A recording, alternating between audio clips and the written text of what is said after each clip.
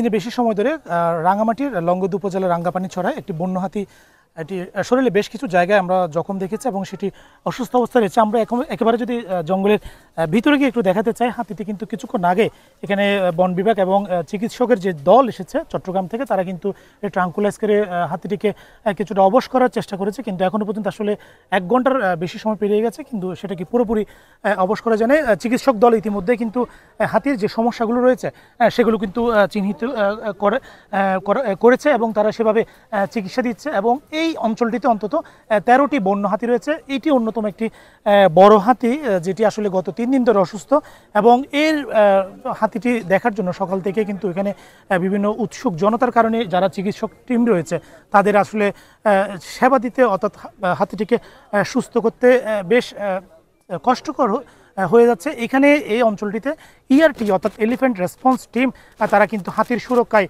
এবং হাতির সাথে মানুষের যে দ্বন্দ্ব সেটি নিরসনে কিন্তু দীর্ঘদিন ধরে কাজ করছে।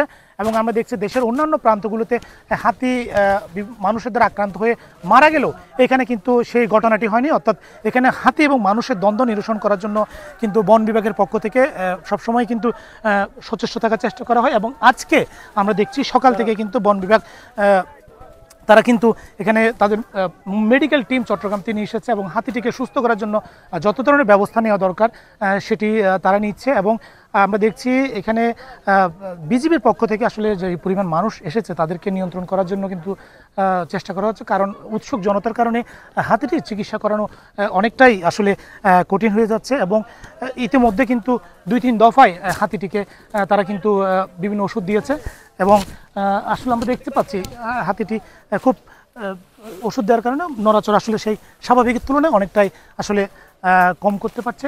এই ছিল আসলে রাঙ্গামাটির লংগদু থেকে বন্য হাতি নিয়ে সবশেষ।